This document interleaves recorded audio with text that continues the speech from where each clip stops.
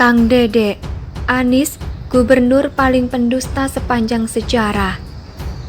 Anies mengumumkan bahwa Stadion JIS akan digunakan untuk sholat Idul Fitri.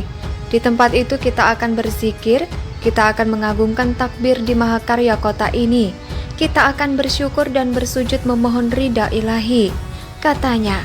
Pada Senin, area JIS dipenuhi para warga yang berbondong-bondong ingin melaksanakan sholat Id. Anies juga hadir di JIS untuk sholat bersama para warga yang datang.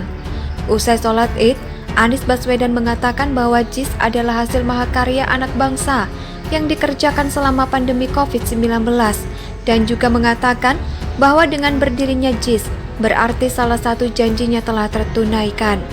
Ternyata bukan hanya saya yang berpikir bahwa ada misi politis di balik kegiatan tersebut. JIS adalah satu karyanya akan dimanfaatkan dan diperas untuk kepentingan tertentu. Komisaris Independen PT Pelni, Kristia Budiarto alias Kang Dede, juga memberikan kritikan yang sama. Dia menilai adanya gubernur paling pendusta sepanjang sejarah karena Anies tidak mau dituding menggunakan politik identitas, tapi malah menggunakan sarana olahraga untuk kegiatan agama. Kang Dede secara spesifik menyinggung Anies yang menggunakan JIS untuk menyelenggarakan sholat Id. Dia menilai Anies menyelenggarakan sholat Id di JIS agar bisa memanfaatkan politik identitas di Pilpres nanti. Karena kalau pakai area Monas, identik dengan gerombolan radikalis. Padahal dari zaman bahula, sholat Id warga Jakarta dipusatkan di Masjid Istiqlal, katanya lagi. Anies memang lihai memanfaatkan momen ini untuk melejitkan namanya. Saya akui itu. Bahkan kelihayan ini sebenarnya mengkhawatirkan. Mainnya halus tapi diam-diam bisa menyentuh sentimen masyarakat dalam hal agama. Mengaitkan ibadah dengan latar area JIS adalah salah satu cara Anies agar warga ingat kalau Anies menghasilkan sebuah mahakarya, yaitu sebuah stadion kebanggaan bertaraf internasional. Makanya saya geli kalau mendengar pendukungnya teriak Anies tidak memainkan politik identitas. Baru-baru ini, seorang anggota TGUPP juga berusaha mencuci noda politik identitas yang melekat dalam diri Anies. Anies katanya difitnah soal narasi ayat dan mayat. Padahal siapapun yang otaknya masih beres, pasti tahu ada banyak spanduk penolakan sholat terhadap mereka yang mendukung Ahok. Ini politik yang sangat kotor bahkan busuk, sekaligus cara paling hina untuk memenangkan sebuah pilkada.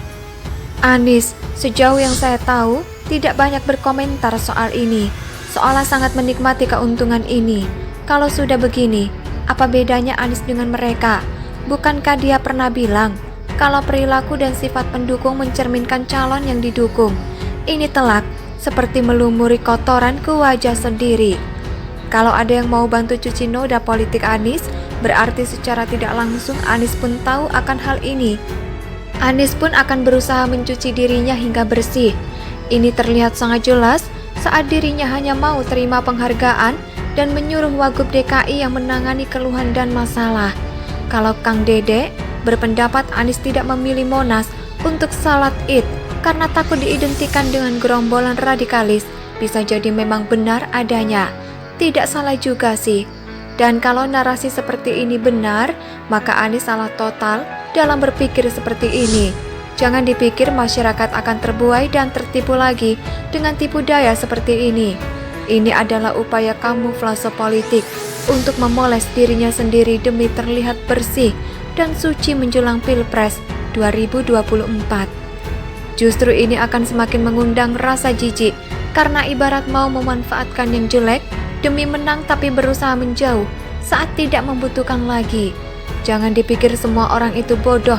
Meski saya harus akui, banyak yang memang bodoh kalau dijejali politik dengan bumbu agama yang lezat dan gurih.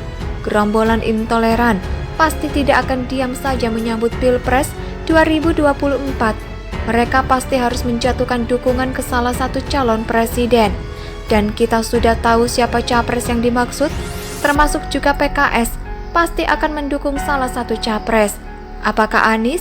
Kita lihat saja kelanjutannya bagaimana. Kalau ini benar, maka kalian sudah harus siap-siap kalau sampai Indonesia dipimpin oleh gerombolan seperti ini.